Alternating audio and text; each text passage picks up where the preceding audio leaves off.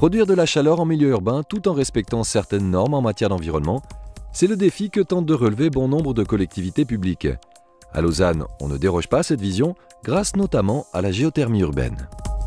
La géothermie, c'est un sujet très sensible en ce moment. Il y a eu les accidents de Bâle, les incidents de Saint-Gall. Nous essayons de développer une version alternative de la géothermie où on aille beaucoup moins profond que ça a été le cas à Bâle et à Saint-Gall. On va à 600 mètres de profond pour essayer de capter la chaleur qu'il y a dans le sous-sol et qu'on puisse utiliser pour chauffer des quartiers, chauffer des ensembles de bâtiments. Si le principe même de la géothermie est plus ou moins connu de la population, les différents modèles d'extraction de la chaleur le sont un peu moins. Raison pour laquelle il est important de se familiariser avec les deux principaux types de géothermie. Il s'agit d'extraire de la chaleur du sous-sol, donc il faut bien faire une différence en fait, entre la géothermie profonde et les projets de sondes géothermiques. Donc, il s'agit ici de sondes géothermiques profondes, on atteint des profondeurs qui sont plus importantes par rapport à la moyenne suisse ou aux moyennes européennes. On a des sondes de 500 mètres. Le but est d'extraire, dans ce cas, de la chaleur par le biais d'une pompe à chaleur qui ne fait de relever en fait, le niveau de température du terrain jusqu'à la température souhaitée pour l'exploitation, pour le chauffage et la production d'eau chaude sanitaire. Dans le cas de géothermie profonde, SGS, stimulée, il s'agit de production de chaleur et d'électricité, si les températures le permettent. La ville de Lausanne a donc décidé de se lancer dans un projet audacieux de géothermie urbaine. Son nom, le projet Sirius. C'est un chantier sur lequel les services industriels se sont greffés dans le cadre d'un contracting énergétique.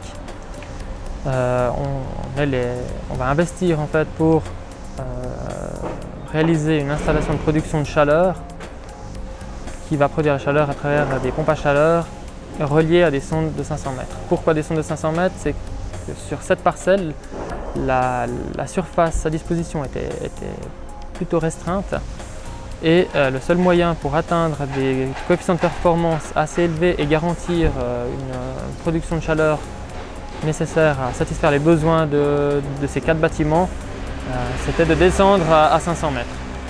Donc 8 sondes de 500 mètres qui vont alimenter 4 bâtiments.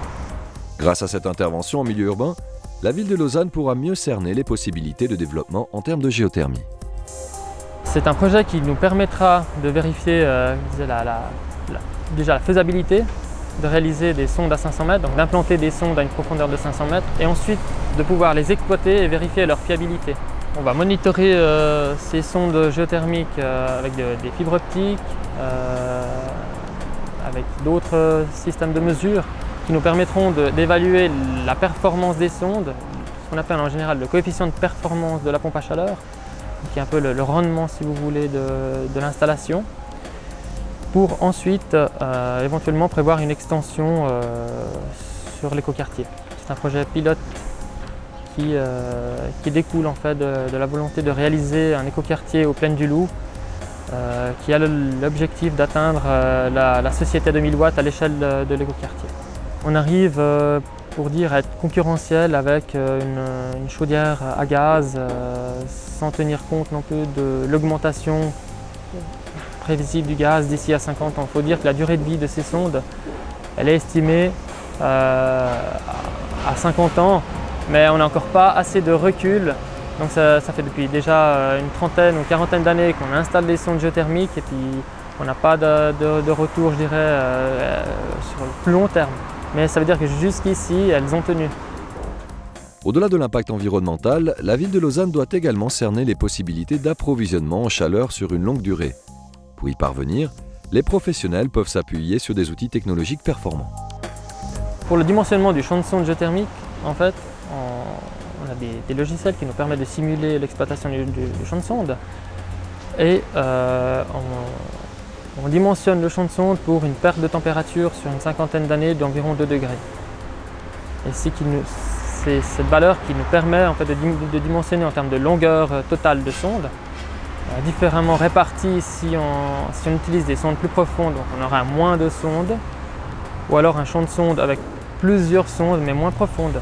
Mais dans ce cas, comme je vous ai dit, la surface à disposition étant assez restreinte, Nous avons choisi de descendre plus en profondeur, ce qui nous permet aussi d'atteindre des niveaux de température plus élevés et d'augmenter les performances de la pompe à chaleur. Tout le défi est donc d'associer efficacité énergétique, impact environnemental et confort. Un défi de taille qui se construit au travers des nombreux projets menés par la ville de Lausanne dans le domaine énergétique.